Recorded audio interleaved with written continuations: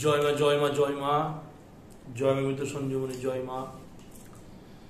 আমি শ্রী শ্রী মৃত সঞ্জীবন মহারাজ আমার ইউটিউব চ্যানেল মা মৃত সঞ্জীবনীতে আপনাদের সকলকে স্বাগতম। আশা করি মায়ের কৃপায়, মা আদ্যশক্তি মহা মায়ের কৃপায় সকলে ভালো আছে।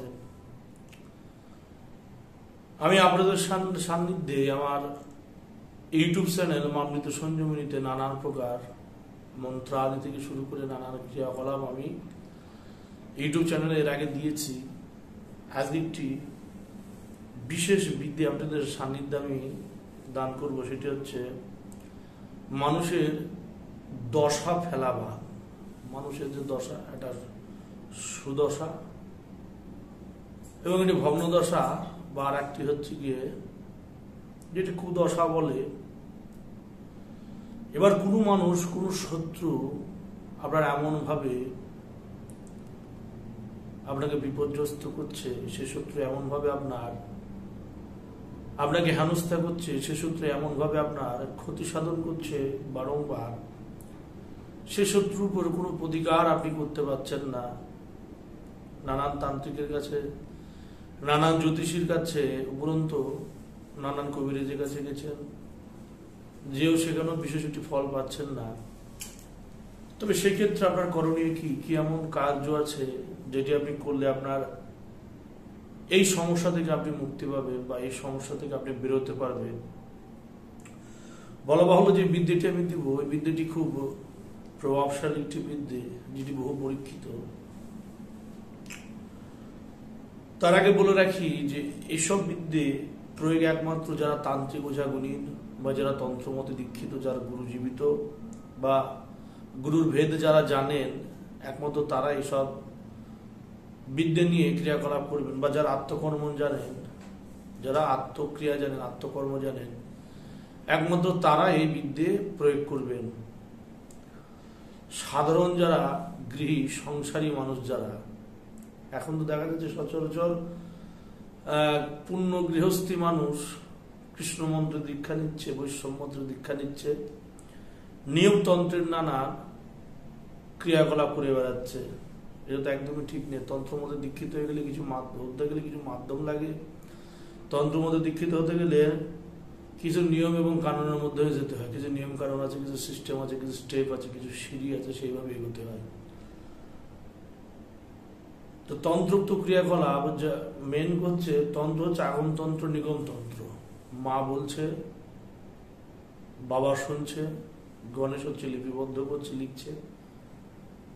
কোথাও আবার বাবা বলছে, ভোলানাথ মহেশ্বর বলছে, শিব বলছে, মা আদ্যশক্তি মহামায়া শুনছে, এবং গণেশ লিপিবদ্ধ করছে। তন্ত্র অ্যাকচুয়ালি এই তন্ত্রর ক্রিয়া বা তন্ত্রের ক্রিয়াযোগ, বা তন্ত্রের হচ্ছে যেগুলো সটক কর্ম, সটক ক্রিয়া আছে, সেগুলো পেতে গেলেও বা সেগুলো ক্রিয়া করতে গেলেও গুরু ভিন্ন, গুরুর সান্নিধ্যে না গেলে কিছু হয় না।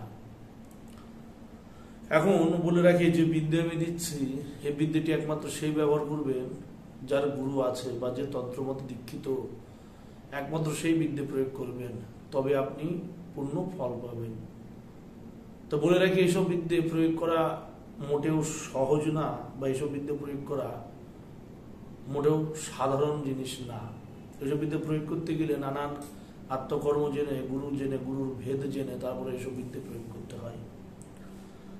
এবার যারা তান্ত্রিক ওঝাগুণীন আছেন, যারা বারংবার ক্রিয়া করেন, সৎকর্মের মধ্যে আছেন, বা সাধন যোগের মধ্যে আছেন, বা যে কোনো কর্মের মধ্যে আছেন, যার হাত অ্যাক্টিভ, একমাত্র সেই এই কার্যে প্রবৃত্ত হবেন, ফলাফল নিশ্চিত পাবেন। এবং যে কর্ম করেন না, মাসাদিনকে একটি কাজ করেন, বা বছরে একটি কাজ করেন, বা করেন না, একদমই কাজ করেন না, সে এইসব বিদ্যে প্রয়োগ করতে যাবে না। কেননা যে কোনো ক্রিয়ার একটি বিপরীত ধর্মী প্রতিক্রিয়া আছে। যে কোনো ক্রিয়া, নিউটন ঠান্ডাতে বলে গেছে, প্রত্যেক ক্রিয়ার সমান বিপরীত ধর্মী প্রতিক্রিয়া আছে। আপনি কাজ করবেন, সেটি যদি আপনি সহ্য না করতে পারেন, বা সেটি যদি সঠিক জায়গায়, সঠিক তান্ত্রিক পদ্ধতিতে প্রয়োগ না করেন, সেক্ষেত্রে কিন্তু আপনার ক্ষতি হওয়ার সম্ভাবনা থাকতে পারে শতভাগ। তাই সেক্ষেত্রে নিজের সাবধানতা অবলম্বন করে ক্রিয়া করাই হচ্ছে বিধেয়। এবার মানুষ বা শত্রুর সেই দশায় ফেলা যে বান, সেই শত্রুকে একেবারে পথের ভিখারি বানিয়ে দেওয়া, কপাল ঘুরিয়ে দেওয়া, মানে একেবারে তার অর্থনৈতিক পরিকাঠামো একবারে পরিপূর্ণ, অর্থনৈতিক পরিকাঠামো একদম খুব সুন্দর।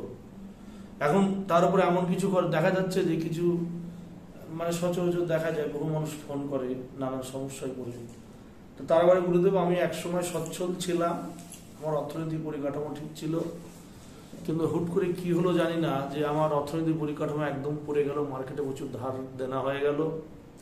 এখন এই জায়গা থেকে কোনো মতে বেরোতে পারছি না, কে বা কি বা কারা কি করলো আপনি একটু দেখে দেন। অনেকেই বলে, এবার বলে রাখি, এই ধরনের কিছু ব্ল্যাক ম্যাজিক, কালা জাদু, এই ধরনের কিছু প্রকার নিকৃষ্ট মানের নিম্নমার্গীয় কিছু তন্ত্র আছে যেগুলো, নিম্নমার্গীয় কিছু মন্ত্র আছে যেগুলো ব্যবহার করে মানুষ, সাধারণ মানুষের কিছু শয়তান দুষ্ট প্রকৃতির কিছু মানুষ যারা নিজেকে তান্ত্রিক বলে আখ্যায়িত করে, যারা তান্ত্রিক নয়, নরপিচাস মানুষ রূপে যারা ঘুরে বেড়াচ্ছে, মানুষ বেশি ঘুরে বেড়াচ্ছে পিচাসের দল, তারা স্বল্প অর্থের বিনিময়ে মানুষের নানান ক্ষতি করে বেড়াচ্ছে, মানুষের নানান কষ্ট দিচ্ছে।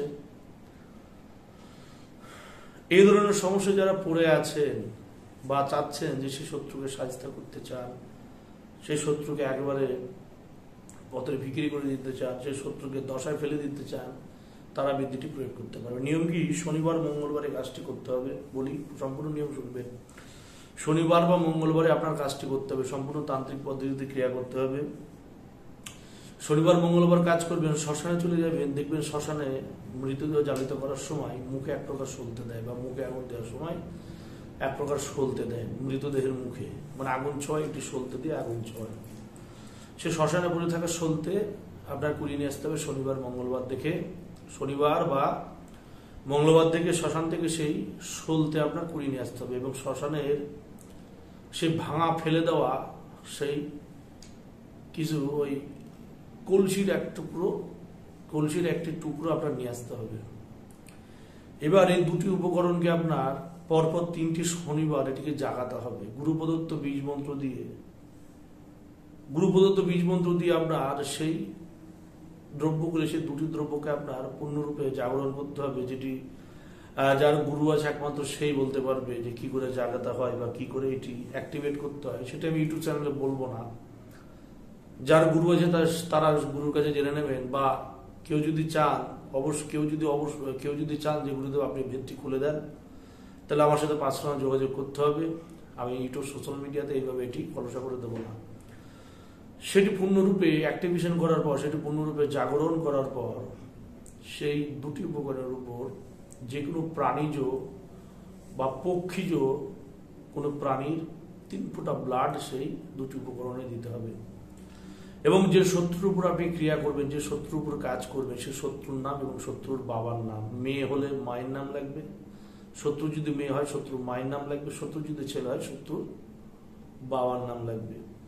এবার যে উপরোক্ত মন্ত্রটি, গুরু প্রদত্ত যে মন্ত্রটি যেটি আমি দিতে চলেছি আপনাদের, এই মন্ত্রটি মাত্র 21 বার পাঠ করে 21 খানা ফু দেবেন। 21 বার পাঠ করে 21 খানা দম করবেন, 21 খানা ফু দেবেন। দেওয়ার পর ওই দুটি উপকরণ এটি কলার পাতাতে মুড়িয়ে নেবেন। একটু কলার মাছ পাতার যে আগার পাতা হয় সেটি দিয়ে সেটি ভালো করে মুড়িয়ে কোন সূত্রলিকা দিয়ে বেঁধে সেই শত্রুর আঙিনায়, শত্রুর বাড়ির দুয়ারে, শত্রুর ঘরে বা শত্রুর চলাচল রাস্তায় সেটি পুঁতে দেবেন।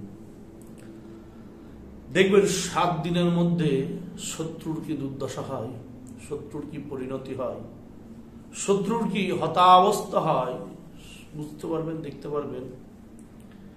সেই শত্রুর কপাল কি করে ঘুরে যাবে, মানে কি করে সেই শত্রুর কপাল পড়ে যাবে, অর্থনৈতিক পরিকাঠামো হুট করে পড়ে যাবে, লক্ষ্মী কষ্ট হবে, চরম পরিমাণ অর্থের অভাব ঘটবে, শরীরে নানান প্রকার পীড়া, শরীরে নানান প্রকার যন্ত্রণা, মানসিক এবং শারীরিক শান্তি সে শত্রু কিছুই পাবে না।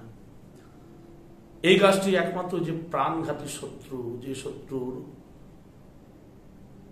আপনার প্রাণঘাতী, যে শত্রুকে কোনো মতে সাহায্য করা যাচ্ছে না, যে শত্রুর জন্য আপনি এবং উপরন্তু আপনার গোটা পরিবার এবং গোটা একটি সমাজ বা গোটা একটি গ্রাম জ্বলছে, এমন কিছু শত্রু, এমন কোনো শত্রু, তার উপর এটি কাজ করবে। কিন্তু এটি অন্যায়ভাবে যদি প্রয়োগ করতে যান তবে আপনার ক্ষতি সাধন হওয়ার সম্ভাবনা কিন্তু শতভাগ থাকবে। তাই সেক্ষেত্রে শ্মশানে যখন যাবেন দেহবন্ধন করে যাবেন, যখন এটি জাগাবেন, জাগাতে গেলে কোনো নির্জন একটি ঘর, মানে নিজের বাড়িতে এই কাজ কিন্তু করা যাবে না, বাড়ির বাইরে বা ফাঁকা একটি জায়গা, নির্জন একটি জায়গা যেখানে সূর্যের আলো প্রবেশ করে না, এমন একটি অন্ধকার আপন্ন জায়গায় সেই জিনিস জাগাতে হবে। যখন জাগাতে যাবেন তখন সেই উপকরণের উপর সামান্য সামান্য করে মদ, 2-3 ফুটা করে মদ দেবেন এবং কিছু পরিমাণ শ্মশানের অঙ্গার, শ্মশানে একটু ছাই এবং কবরের মাটি মন্ত্র করবেন এবং সেই উপকরণের উপর ছিটাবেন। যখন গুরু প্রদত্ত বীজ মন্ত্র দিয়ে যখন সেটিকে জাগাবেন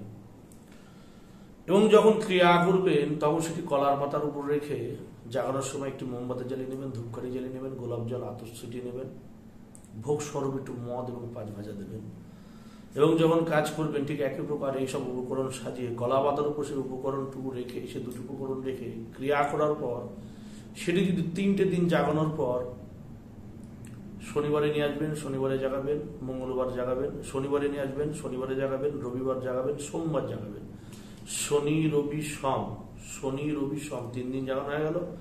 মঙ্গলবারের দিন আপনি কাজটি করে দেবেন, বা মঙ্গল বুধ বৃহস্পতি 3 দিন জাগালেন, বৃহস্পতিবারটা 3 দিন কন্টিনিউ জাগাতে হয়, বৃহস্পতিবার জাগালেন, জাগানোর পর শুক্রবার বা শনিবার কাজটি করে দিলেন। শনিবার মঙ্গলবার বিদেহ, কিন্তু শুক্রবারে কাজটি করলেও কিন্তু ফল পাবেন। জাগানোর সময় একদম যখন সূর্য অস্ত্র যাচ্ছে, সূর্য যখন ডুবো ডুবো অবস্থায় লাল হিঙ্গুর বরণ হয়ে আছে, সেই মতো অবস্থায় আপনি এই 2টি তান্ত্রিক উপকরণ জাগাবেন।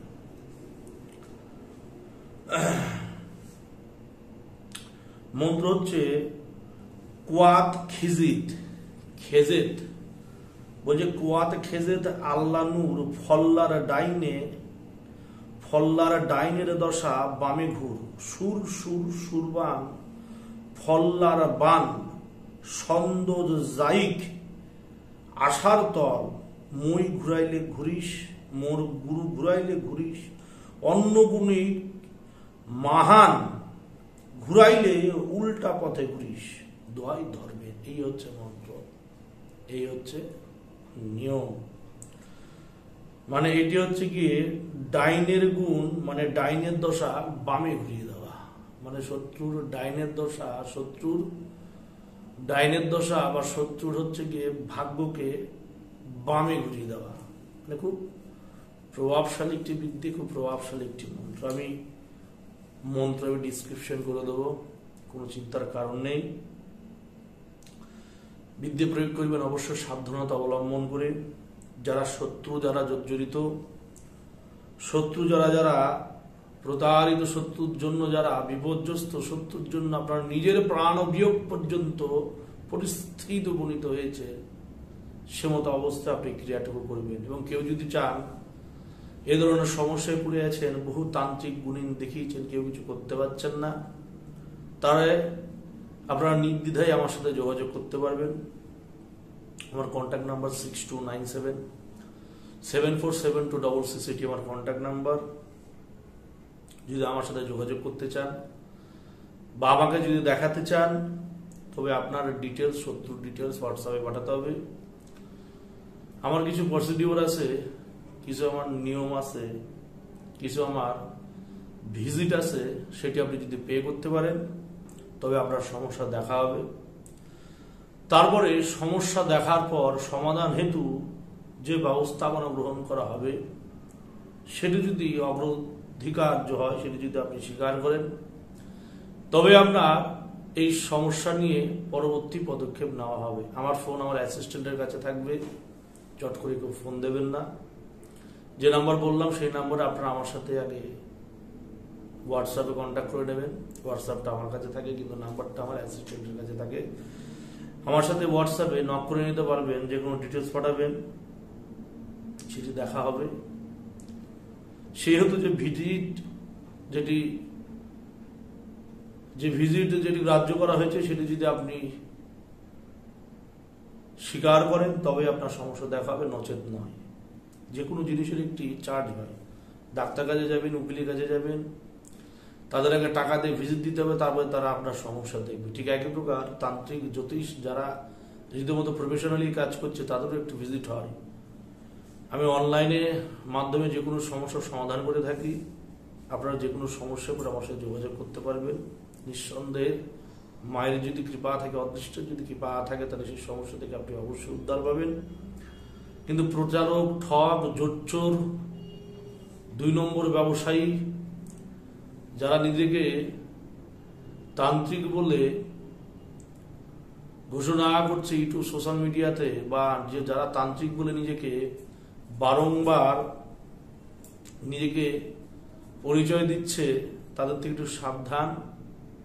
আপনি মানুষ, আমিও মানুষ, দেখে শুনে বুঝে পড়ে তারপরে পরবর্তী পদক্ষেপ নেবেন। কারণ এখন ঠকবাজ জোচ্চরে ভরে আছে গোটা দুনিয়া। যেখানে যাবেন সাবধানতা অবলম্বন করবেন। কাউকে নিজের পার্সোনাল ডিটেলস দেবেন না চট করে। কাউকে বিশ্বাস করে নিজের পার্সোনাল ডিটেলস চট করে দেবেন না। আগে কথা বলে নেবেন। যদি আপনার পত্তায় হয় তবে আপনি পরবর্তী কথা এগোবেন সেই তান্ত্রিকের সাথে, বা সেই জ্যোতিষীর সাথে, বা সেই কবিরাজের সাথে। যাই হোক, অনেক কথা বললাম, আশা করি বুঝতে পেরেছেন। এই ধরনের সমস্যা যারা পড়ে আছেন তারা নির্দ্বিধায় আমার সাথে যোগাযোগ করতে পারবেন। আমাকে যদি হোয়াটসঅ্যাপে নক করেন তবে সকাল 11টা থেকে রাত্রি 9টার মধ্যে করবেন। রাত্রি 9টার পরে আমাকে কেউ নক করবেন না, আমাকে ফোন দেবেন না, কারণ আমি নানান কার্যে থাকি। এখন রাত্রি প্রায় 1টা-1:30 বাজছে আমি যখন এই ভিডিওটি বানাচ্ছি, কেননা সারাদিন আমি সময় পাইনি কাজের জন্য। বহু মানুষের হাজিরা দেখতে হয়েছে, বহু মানুষের সমস্যার দেখতে হয়েছে, যে কারণে আমি সময় পাইনি। অনেক ক্রিয়াকলাপ করতে হয়েছে, প্রচন্ড টায়ার্ড। যাই হোক, আপনাদের যে সময় দেওয়া হয়েছে নির্ধারিত, সেই সময়ের মধ্যে আপনারা হোয়াটসঅ্যাপে নক দেবেন বা ইমোতে নক দেবেন। যারা বাংলাদেশ থেকে যোগাযোগ করতে যাচ্ছেন, যারা যে কোনো সমস্যা নিয়ে আমার সাথে আলোচনা করতে যাচ্ছেন, চিন্তার কোনো কারণ নেই। বাংলাদেশের আমার বিকাশ নাম্বার, নগদ নাম্বার আছে।